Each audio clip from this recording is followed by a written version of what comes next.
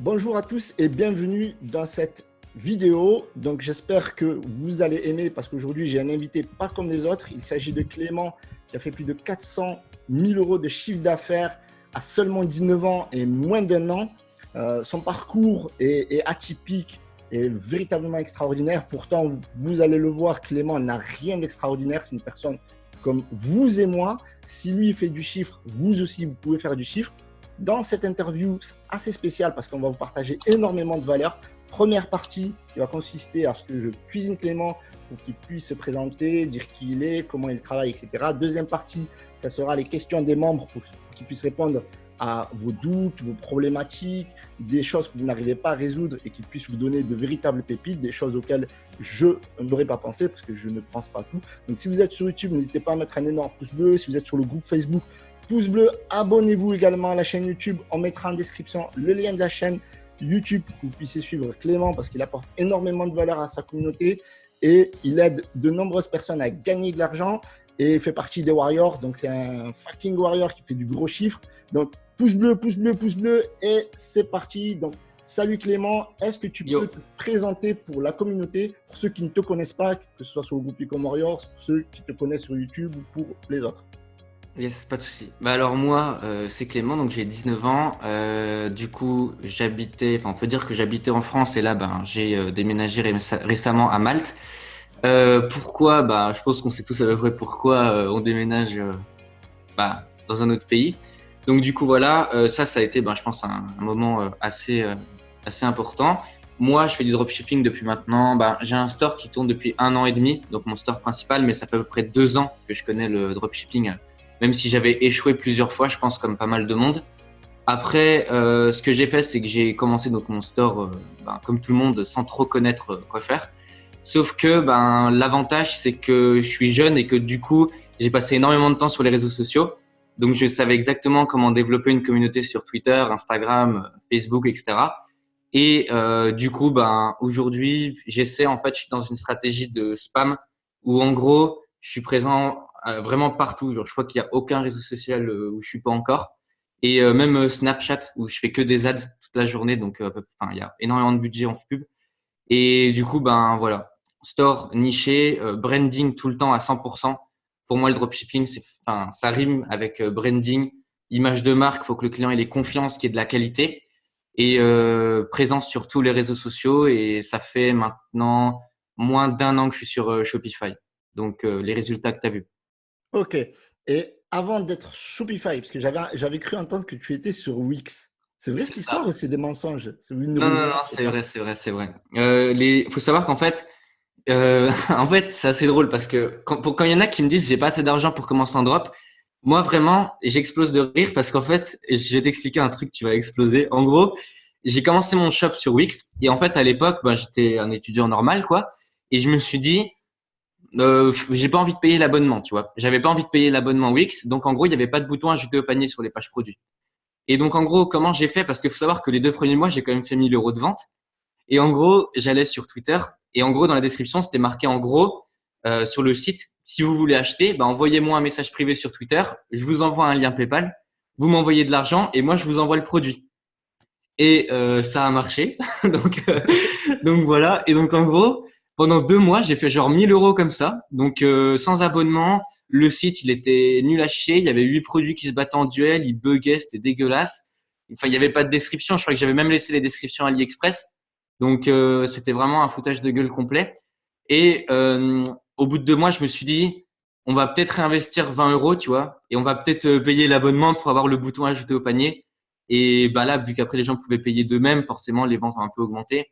Mais du coup, quand je dis que j'ai commencé de zéro, genre vraiment, il y avait même pas un centime d'investi, quoi. C'était le dropshipping était une tentative de réussite sans risque, quoi. C'était vraiment C'est même fou. pas de nom de domaine, hein. J'étais en .wixsite.com, il n'y avait rien du tout. C'est fou. Et tu as 19 ans aujourd'hui. Ouais, Moi, quand j'avais 19 ans, j'étais en première année de faculté à Toulouse, ouais. à l'université du Capitole, et j'envisageais une grande carrière en faisant de grandes études, etc. J'avais le bac aussi il y a 19 ans tout juste, parce que j'avais redoublé une année. Ouais. Mais pour moi, la réussite, ça passait par les études. Mais j'ai pas l'impression que cette génération, en fait, qui a 18-19 ans aujourd'hui veut faire de grandes études. Donc, est-ce que tu as un bac? Est-ce que tu as fait des études? Et pourquoi Mm. n'as-tu pas envisagé de faire des études avant de devenir entrepreneur? Bah alors moi en fait donc oui j'ai un bac du coup un bac ES et en fait moi jusqu'au bac en fait j'ai jamais trop bossé à l'école. En gros je foutais un peu rien mais je me suis toujours bien sorti. Enfin je sais pas trop comment expliquer en fait. Même le bac tu vois j'ai révisé 5 jours avant. C'est passé tranquille, j'ai eu une mention et tout donc voilà. Et quand je suis arrivé à la fac vu que j'avais jamais travaillé je me suis pris une claque d'un coup. Et du coup je me suis dit là c'est chaud parce qu'en fait les profs m'engueulaient, mes parents m'engueulaient donc du coup forcément je bossais un minimum.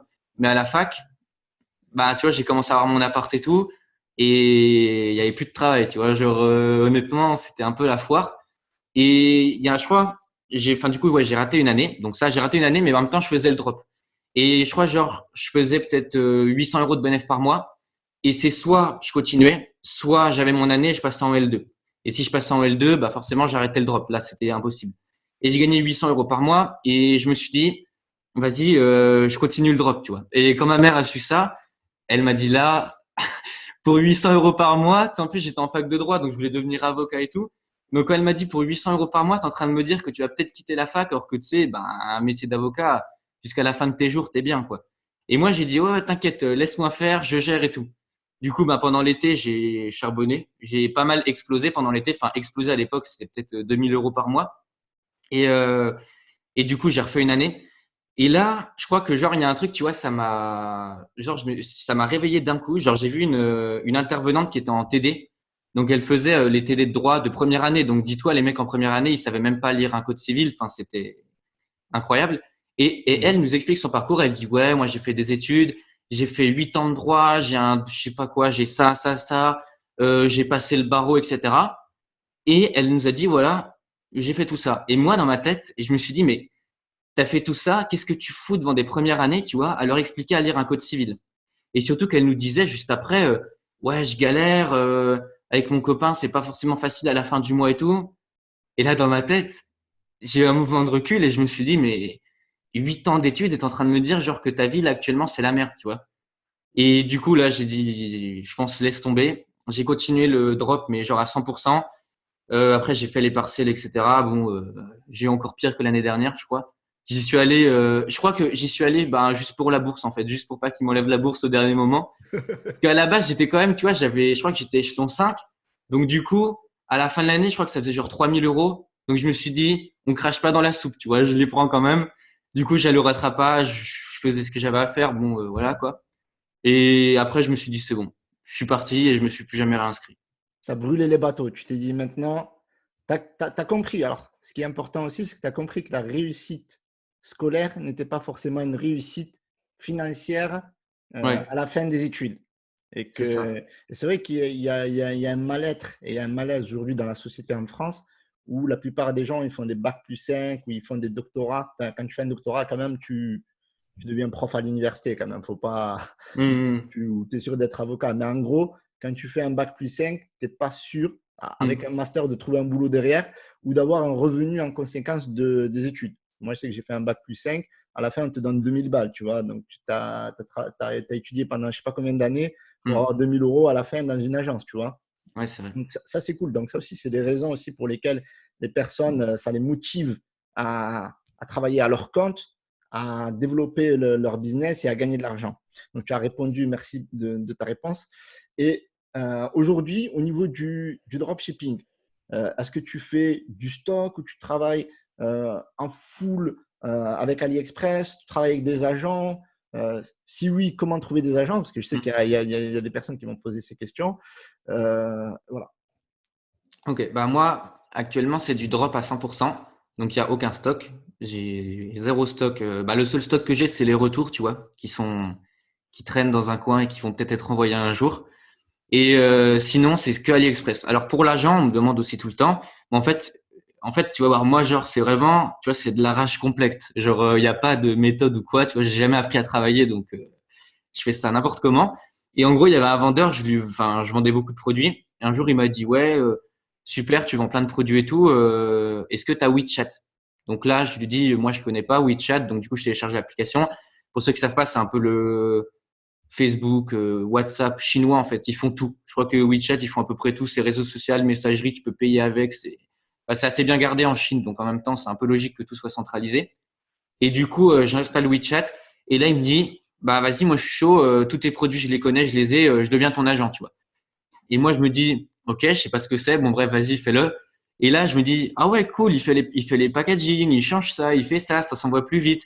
Et du coup, ben j'ai trouvé mon agent comme ça. Donc le seul conseil que je peux donner, ben vous trouvez un fournisseur, vous avez confiance, il a confiance en vous, ben autant continuer avec lui. Je veux dire, pas besoin de se tourner vers des trucs pro ou quoi que ce soit. C'est une relation. En vrai, c'est une bonne relation au final. Il m'a dit voilà, si tu viens en Chine, tu viens manger un coup, on va négocier dans les usines. Enfin, tu vois, c'est bonne relation quoi. Il est sympa puis il est jeune. En fait, j'ai eu de la chance. C'est vraiment un jeune. Je crois qu'il a genre 25 ans. Et tu sais, les jeunes Chinois, bah tu sais, c'est la nouvelle génération. Ils sont vachement dynamiques, vachement dans l'entrepreneuriat. Ils sont plus ouverts entre guillemets que les Chinois qui sont plus âgés. Et du coup, c'est cool en vrai. Bonne relation, genre c'est vraiment cool. Ok. Et au début, ta première expérience, à part Wix, parce que Wix, on va Ouais. dire que c'est une expérience en parallèle. Donc, tu as eu Wix et tu as eu ton shop qui est brandé actuellement. Bah en fait, c'est le même shop. C'est le même shop, d'accord. Mais j'ai eu un premier shop tout au début, il y a 2 ans, et j'ai complètement foiré. D'accord. Et t'as foiré pourquoi? Parce que tu es allé sur Facebook Ads, tu t'es cassé la gueule, ça demandait trop de budget. Bah en fait, j'ai fait tout ce qu'il faut pas faire. En gros, j'ai vu en fait, pas forcément ce qu'il faut pas faire, non, parce qu'en fait, ça peut marcher, mais quand tu es débutant, c'est chaud. En fait, ce que j'ai fait, c'est que je suis allé voir un Américain. J'ai vu qu'il vendait, tu sais, les trucs où tu fous ta main dedans et ça te sèche les ongles pour les femmes. Ah ouais, je Et je vois. me suis dit, vas-y, je le mets. Sauf que j'étais sur Wix, encore une fois. Bon, là, cette fois-ci, je t'avoue, j'avais payé l'abonnement, tu vois, parce que je faisais du Facebook Ads, donc bon. Donc, je mets ça et tout. Déjà, c'est un produit qui m'intéresse pas. Ça me fait chier de le vendre, tu vois. Et ça, je pense, c'est important. Quand le produit t'intéresse pas, tu vois, il y a un moment, c'est chiant, tu vois. Et du coup, je mets ça et je lance Facebook Ads avec l'argent de Noël. Donc, j'avais tout rapatrié sur PayPal. Je crois que j'avais demandé à mes parents de faire un virement. Enfin, bref, un truc incroyable. Et honnêtement, je devais avoir quoi, 50 euros. Et là, tu vois, tu vois qu'il n'y a pas assez de budget. C'est parti vite. Je savais pas ce que je faisais. Je faisais n'importe quoi. Je visais des femmes à droite à gauche. Je comprenais rien à ce qui se passait. Pas de formation, rien. Je me suis dit, vas-y, je me fais confiance, j'y vais. Et en fait, ben, on se rend compte que Facebook, ben, c'est pas forcément un jeu, tu vois. C'est pas la roulette, quoi. Tu fous pas ton argent où tu veux et puis ça va tourner. Et du coup, ça a pas marché. Je me suis dit, bah voilà, tant pis, quoi. J'aurais essayé. Puis du coup, j'ai arrêté. Mais ça, c'était à la période du lycée. Donc, D'accord. en soi, j'avais encore les cours, le bac, etc. Donc, c'était pas. La leçon que tu as tirée de cet échec, c'est de construire une niche, un shop brandé pour travailler plus le long terme. Ça a été quoi Hmm. Ben, l'expérience que tu en as tirée? déjà, le premier truc, c'est que je pense, hein, vraiment les trucs les plus importants, je me suis lancé en une semaine chrono, tu vois. Et je pense qu'en fait, faut déjà prendre son temps, analyser un peu le truc. En fait, faut pas, déjà, premier conseil, je pense, faut pas juste dire, ouah, j'ai vu une pub ou j'ai vu lui, il vend ça trop bien, vas-y, je le fais, tu vois. Sauf qu'en fait, il y a une différence d'expérience et forcément de budget sur Facebook. Et ça, déjà, c'est une première erreur. Deuxièmement, j'ai pris un produit qui m'intéressait pas du tout. Et après, je pense que ça dépend des gens, tu vois. En fait, ça dépend. Moi, en fait, on va dire, je suis un peu passionné, tu vois, par l'entrepreneuriat et tout. Mais je connais des gars, tu vois, il faut beaucoup d'argent. Et eux, c'est juste pour faire de la thune, tu vois, genre, ils s'en foutent. Donc, en soi, que tu vendes ça ou ça, c'est pas un problème. Moi, je sais que si je vends des trucs qui me font chier, je le vendrai mal. Et troisièmement, je dirais que, ben, en fait, enfin, l'erreur principale, c'est pas, enfin, je me suis pas formé, je connaissais rien. Je vendais un truc qui me plaisait pas. Très peu de budget, très peu de connaissances et je pense que ça, enfin, je le déconseille à tout le monde en fait. Et deuxième, oui, comme tu m'as dit, ce qui est important aussi, c'est j'avais pas d'image de marque, j'avais pas de branding, j'avais rien, j'avais aucune présence, pas de social proof. Et en fait, je pense que aujourd'hui, si tu veux réussir en drop, je pense qu'il faut mieux en fait créer un empire plutôt que juste faire un petit truc comme ça histoire d'essayer quoi. Mais quand je dis un empire, genre c'est vraiment bah, de toute façon, comme tu m'as dit, j'en parlerai après, mais tu sais, enfin, les affiliés, les abonnés, tout ça, ça tombe pas, quoi. Yes, exact. Et en plus, aujourd'hui, ce qui est génial, c'est que ta stratégie maintenant, elle est vraiment payante parce que tu arrives à en vivre. Mm. Rassure-moi, avec 424 000 euros de chiffre d'affaires, tu arrives à en vivre parce qu'il y en a, ils vont me dire, ouais, mais quelle est la marge? Non, bah ça, il y a souvent des gens qui me le disent. On va dire que par mois, enfin, ça fait à peu près 5, 6 mois. Je suis à peu près à 20 000 euros par mois de bénéfices. Et le mois dernier, j'ai fait mon record, donc 30 000. Mais on va dire que j'ai une marge après tout ce qui est à payer d'environ, je sais pas, 30, 35%. D'accord. 30-35%, ça ne me parle pas. C'est quoi 30-35%? C'est 35%, c'est ton salaire à toi, c'est ça? Bah, c'est le bénéfice à la fin, quoi. Le bénéfice à la fin, tu en fais quoi? Ça, c'est important parce que est-ce que l'argent que tu gagnes, ok, c'est cool, tu es formé comme Warriors, machin, mais Hmm. est-ce que tu profites de cet argent? Est-ce que tu le claques à droite à gauche ou est-ce que tu continues à construire ton empire? Est-ce que tu profites un peu de ton argent ou pas? Bah, en fait, déjà, premièrement, moi, bon, je suis assez jeune et en fait, j'en avais parlé en fait avec des gars qui sont assez jeunes et qui font de l'argent. En fait, notre problème à 19 ans, c'est que, bah, en fait, on n'a jamais trop, tu sais, on n'a pas de notion de l'argent en fait. On n'a pas trop connu tout ça. Et honnêtement, des fois, quand je le dis et tout, ça choque un peu les gens. Mais moi, enfin, tu sais, j'ai pas pour moi, l'argent que je gagne, en fait, c'est des chiffres sur Internet qui montent, tu vois. Et parce qu'en fait, tu vois jamais ton argent en drop. En soi, je vais jamais retirer 10 000 en cash, tu vois. Enfin, ça sert à rien. Donc, Ouais. ça traîne sur Revolut, ça traîne sur PayPal, ça traîne sur Stripe. Et au final, c'est juste des chiffres virtuels que je dépense de temps en temps, tu vois, pour me faire plaisir. Mais j'ai quand même beaucoup de réinvestissements sur Facebook. Je suis passé de 150 euros de Facebook Ads par jour à presque 300 euros le mois dernier. J'ai décidé de scale un bon coup. Snapchat, je suis passé de 40 euros à 200. J'ai lancé des campagnes SMS qui me coûtaient presque 1200 euros la campagne et qui ont eu des assez bons résultats. Donc, c'est sûr, faut toujours réinvestir. Après, je pense, faut toujours se faire plaisir. Et après, il faut faire aussi attention, bien entendu, vu que j'étais en France.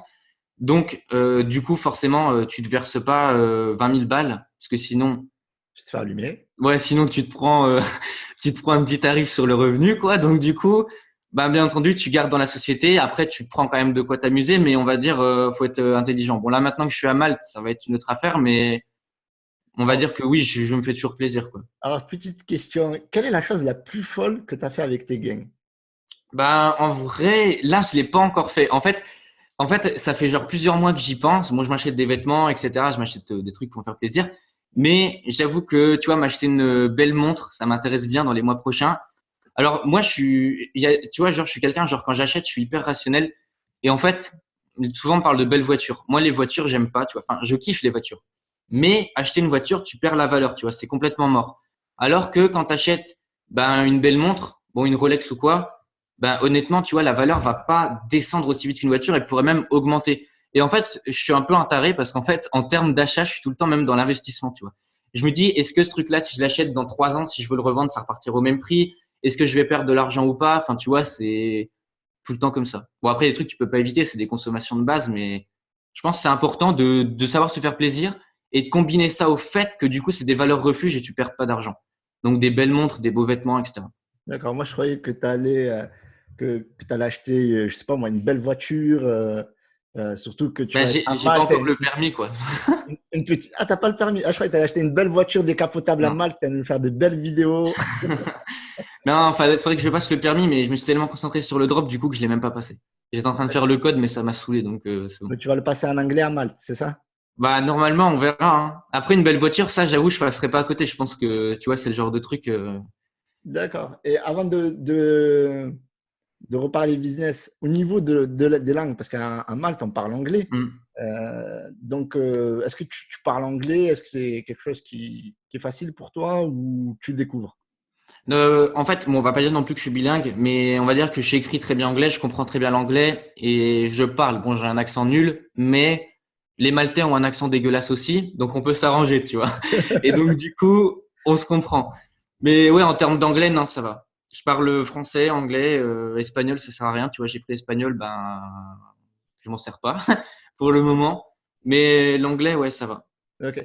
Avant de parler de la construction de ton empire, parce que je pense que c'est la pierre à l'édifice de cette vidéo et que ça va inspirer beaucoup de monde. Hmm. Tu as parlé de SMS. Est-ce que tu utilises Sendinblue? Est-ce que tu utilises euh, SMS Bump? Comment tu fais les newsletters? Comment ça se passe? Bah, en gros, j'utilise SMS Bump. Donc D'accord? ça, c'est SMS Bump 100%. Enfin, j'avais testé d'autres applications, mais celle-là, elle paraît simple et sympa. Alors, le seul problème avec SMS Bump, c'est que bon, c'est en France, c'est interdit en gros, quand quelqu'un reçoit un SMS, c'est marqué SMS Bump. Tu peux pas marquer le nom de ton shop. La France l'interdit, je sais pas pourquoi. Donc ça, SMS Bump, ben, c'est le seul point négatif. Mais après, j'utilise SMS Bump pourquoi? Pour le Ricard, premièrement. Et deuxièmement, des campagnes. Mais à 1200 euros la campagne, enfin, en fait, bon, ça, je t'expliquerai encore après. Mais en gros, j'ai 36 000 ambassadeurs, donc j'ai 36 000 SMS en stock. Et donc, en gros, une campagne actuellement à 36 000 SMS, me coûte à peu près 3 000 à 4 000 euros. Donc, du coup, si je veux l'envoyer, bien entendu, ça va être dans des grandes occasions. Black Friday, solde, anniversaire de la marque, tu vois, ce genre de truc. Mais j'envoie pas de campagne tous les mois, sinon ça devient un peu cher. D'accord. Donc maintenant, quand tu décides de créer ton empire, ça va, c'est le moment clé, les amis. Ouvrez Oui. bien vos oreilles, prenez des notes. Quelle est la première démarche que tu as faite pour commencer à bâtir ton empire et la stratégie que tu as mis en place par la suite? Alors, moi déjà, je pense qu'aujourd'hui, le moyen le plus intéressant pour créer un empire, c'est les réseaux sociaux. Pourquoi? Parce que aujourd'hui, que tu aies 20, 30 ou 60 ans, si tu vois un truc qui te plaît, tu le partages à ton pote. En message privé, c'est rapide. Il check, il va peut-être acheter. Lui, il va kiffer, il va peut-être repartager à quelqu'un d'autre. Et en fait, ça va faire du bouche à oreille. Et en fait, je suis parti aujourd'hui dans une méthode. En fait, il faut savoir que de février 2018 à janvier 2019, comme je t'ai dit, je faisais zéro ads. C'était que de l'Instagram et des réseaux sociaux totalement gratuits. Et je faisais déjà à l'époque 10 000 euros de bénéfice par mois, tu vois. Donc en trafic gratuit, clairement, tu peux te mettre bien. Je dépensais zéro à part le Shopify tous les mois. Donc c'est des techniques qui fonctionnent. Donc comment ça marche? Créer des communautés sur Instagram, sur Twitter, faire appel à des influenceurs gratuits qui ont entre 0 et 20 000 abonnés. Enfin, ce genre de choses, tu vois, ça fonctionne extrêmement bien. Et ensuite, ces gars-là vont parler de toi à droite à gauche. Et forcément, quand gratuitement par semaine, tu arrives à toucher 500 000 personnes avec tous les micro-influenceurs que tu as à droite à gauche, tu te fais pas mal de clients. Ce 500 000 se transforme en 1 million, 1 million en 2 millions et ainsi de suite. Et du coup, tu touches un maximum de monde. Et ensuite, contrairement à ce que moi, j'ai pas fait, j'aurais dû scale beaucoup plus rapidement. Bon, j'ai commencé les ads qu'après 1 an. Je sais pas pourquoi, mais bon. Et moi, ce que je vous conseille, c'est que quand vous commencez à gagner vos premiers euros, certes, vous gardez de quoi vivre, mais honnêtement, le reste, il faut direct le foutre dans Facebook Ads, dans Snapchat Ads ou dans tout ce que vous voulez en termes d'ads. Et en fait, il faut scaler un maximum. Parce qu'en fait, pendant longtemps, j'ai souvent dit que le trafic gratuit, c'était bien. Et en vrai, c'est bien parce que t'as pas de frais en plus. Mais je vais quand même pas mentir. Quand j'ai commencé Facebook Ads, là, tu vois, j'ai vu une explosion complète. Et si tu es dans une stratégie de spam, parce que comme je vous l'ai dit, moi, je conseille aujourd'hui de faire du spam. Donc, quand je dis faire du spam, c'est-à-dire que aujourd'hui, si par exemple, il y en a peut-être même sur ce live qui se sont déjà fait retarget, tu vois, j'en sais rien. Dites-vous bien qu'en gros, que tu ouvres l'application Facebook, Snapchat, Twitter, que tu fasses du Google, que tu ouvres Google, que tu ouvres Pinterest, tout ce que tu veux, ma marque, elle est disponible en fait. Et ça, je pense que c'est aujourd'hui le truc le plus important. Toucher un maximum de monde sur un maximum de plateformes. Après, être plus ou moins malin pour le trafic gratuit ou si vous avez de l'argent de côté, faire des ads pour directement taper dans le tas, quoi. Ok. Et donc, quand tu as passé ton business supérieur grâce à la publicité Facebook, Snapchat, parce qu'aujourd'hui, tu es sur les deux canaux, Ouais, c'est ça. Instagram aussi. Et les influenceurs, est-ce que tu fais appel à des influenceurs? Donc là, on va peut-être parler de la stratégie d'affiliation. Hmm. Tu as beaucoup développé la stratégie d'affiliation. Et comment tu as commencé en fait à mettre en place cette stratégie? Alors, en fait, le truc, c'est que déjà, en fait, il y a une marque américaine, en fait, il y a une grosse marque américaine à l'époque, en fait, elle avait fait un truc assez incroyable.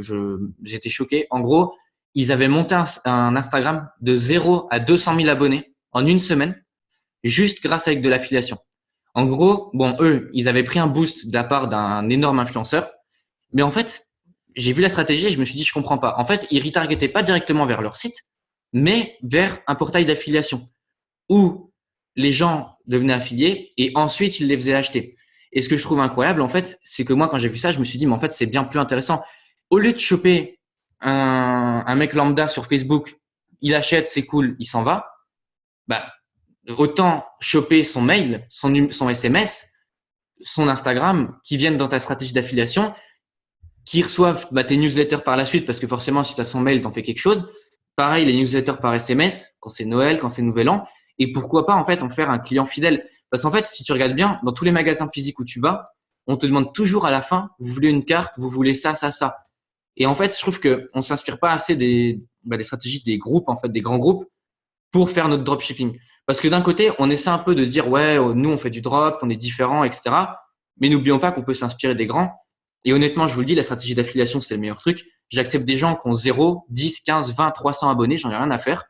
Pourquoi? Parce que ces gens-là, en étant affiliés, ils se rapprochent de la marque. Donc, eux-mêmes, ils vont peut-être plus acheter. Et qui vous dit qu'un mec qui a 15 abonnés, il n'a pas 50 potes dans son lycée? Et que ces 50 potes-là, ils vont peut-être acheter ou partager à leurs frères et sœurs, qui vont repartager à d'autres amis. Et en fait, c'est ça, en fait. C'est juste prendre tout le monde, en fait. Pas faire de différence. Prendre un maximum d'affiliés et récupérer leurs données personnelles. Parce qu'aujourd'hui, l'une des choses les plus importantes, que ce soit les grandes sociétés comme Apple, Google ou vos sites de drop, là, les données personnelles sur les clients, c'est le truc le plus important. Et aujourd'hui, j'ai des bases mail de 120 000 personnes et des bases SMS de 40 000 personnes. Et ça, ça vaut 10 fois plus que n'importe quel shop réuni, tu vois. C'est le truc le plus important, je pense, aujourd'hui.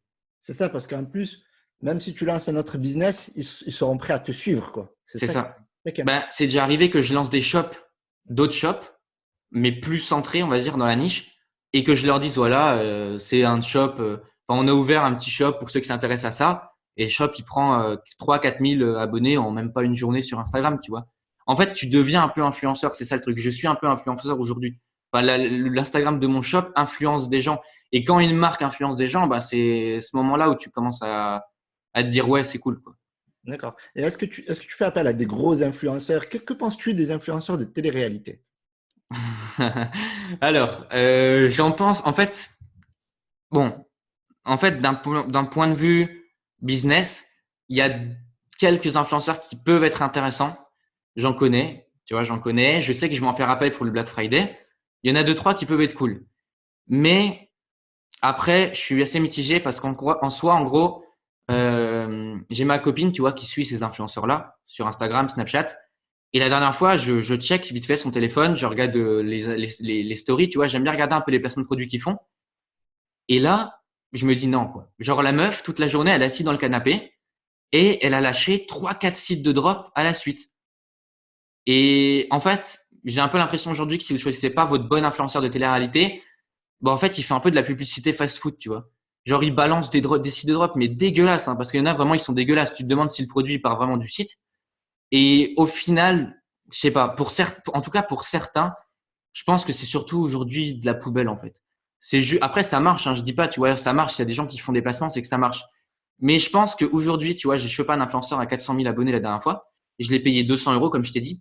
Et ce mec-là m'a rapporté 10 000 abonnés et presque 2 000 euros de vente. Donc, parfois, juste prendre un influenceur peut-être plus petit, mais plus niché, qui a une communauté qui le suit plus, ça peut être peut-être plus intéressant. C'est ça. Et ce qui est intéressant dans la stratégie des influenceurs, c'est que tu fais des concours, c'est ça? Ouais, tout le temps des concours. Comment ça se passe un concours? Qu'est-ce que doit dire l'influenceur? Qu'est-ce qu'il doit faire? Parce que les gens, ils t'écoutent, mais ils n'arrivent pas à l'illustrer, en fait. En gros, c'est très simple. Genre, les gens qui regardent cette vidéo pourraient très bien être la cible d'un de ces concours. Alors, qu'est-ce que je fais?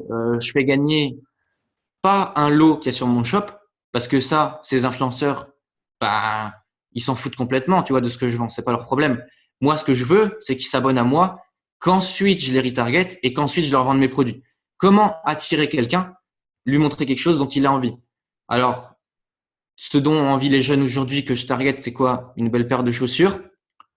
Tout ce qui est iPhone, électronique, les trucs qui coûtent cher. Alors, ça coûte un peu d'argent. Comme je t'ai dit tout à l'heure, moi, je me mets en partenariat avec des comptes. On se met à plusieurs. Ils participent aussi. Ils ont beaucoup d'abonnés. Donc, en fait, on arrive à créer des gros réseaux. Plus tu as d'abonnés, plus tu crées des réseaux qui sont inaccessibles au début. Et en fait, je suis dans une stratégie où je fais gagner un lot qui t'intéresse tout le monde, que tu aies 20, 30 ou 40 ans.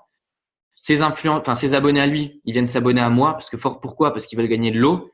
Du coup, j'ai pris 10 000 abonnés la dernière fois. Ces 10 000 là, ils dorment pas. Je suis en train de les travailler tous les jours. Je les travaille avec Instagram. Ils viennent sur le site. Tu cliques sur mon site, tu te fais retarget sur Facebook. Tu te fais retarget sur Facebook, tu te fais retarget sur Snapchat et ainsi de suite. Et en fait, ça s'arrête jamais. Et moi, je vois des gens, des fois, des potes à moi, ils me disent, ouais, vas-y, je vais voir ton site. Et pendant une semaine, ils voient la gueule de mon shop tout le temps, tout le temps, tout le temps. Tu vois, partout où ils vont, il y a le shop. Et comme je t'ai dit, il y a stratégie de spamming. Mais en gros, ouais, si vous faites un concours, si vous faites un gros influenceur, faites un concours de manière très simple. Il met un post, vous mettez un post sur votre compte. Voilà, allez follow ce compte-là et celui-là, la base. Likez les posts, commentez, taguez des amis en commentaire. Ça, c'est le basique pour partager un petit peu. Et partager en story.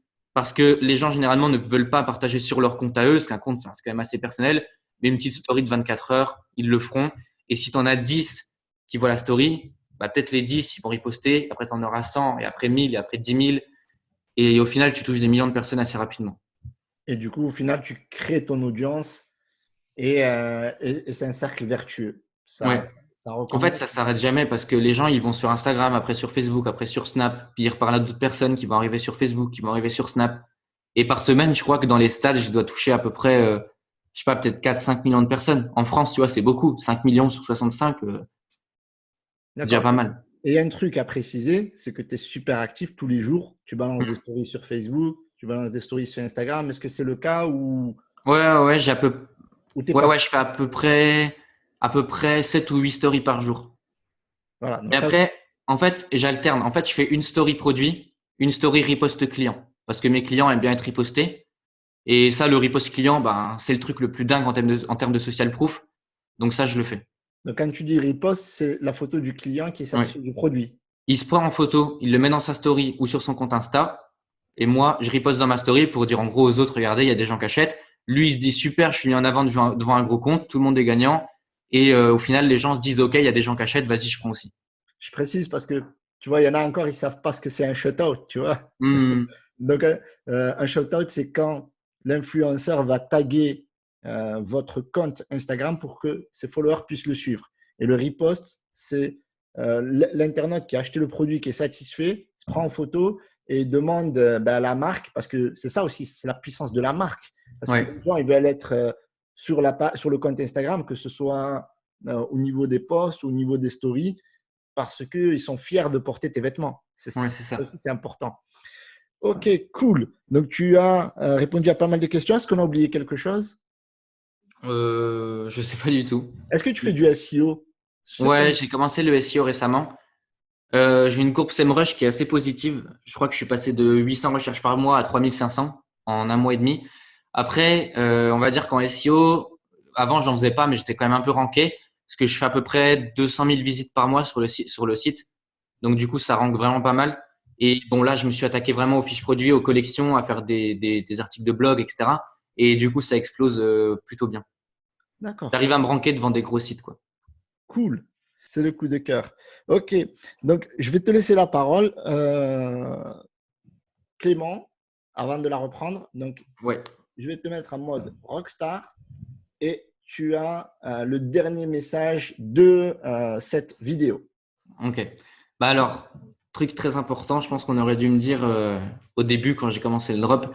Déjà, sachez juste que tout ça là, enfin le dropshipping, etc. C'est pas quelque chose qu'on lance comme ça du jour au lendemain, un truc hyper facile, un truc basique, un truc on s'en fout et on va peut-être y arriver ou pas. Aujourd'hui, je pense qu'on est à peu près sûr et certain qu'il y a beaucoup de gens qui vont pas réussir. Bon, souvent on dit 99%. Ce chiffre, c'est de la merde, mais dites-vous bien qu'il y a quand même énormément de monde qui vont pas y arriver. Pourquoi? Parce que ça, vendre quelque chose à quelqu'un, aujourd'hui, actuellement, quand tu dis à quelqu'un, donne-moi ton argent contre ce produit, si la personne est prête à vous donner son argent, c'est que vous avez réussi un bon coup en marketing. Et ça, qu'on le veuille ou non, ça s'apprend, mais on peut aussi l'avoir, etc. Mais c'est quand même vachement compliqué.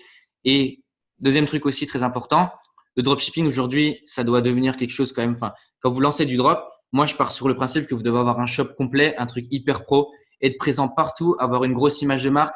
Les gens doivent enfin, au bout d'un moment, finir par péter un câble. Quand je sors des collections quoi, il y en a, ils sont là, ils sont devant leur PC, ils attendent. À la seconde près, il y a déjà des commandes. Il y a des gens qui font des comptes fans, il y a des gens qui font des reposts toute la journée, qui font de la pub toute la journée.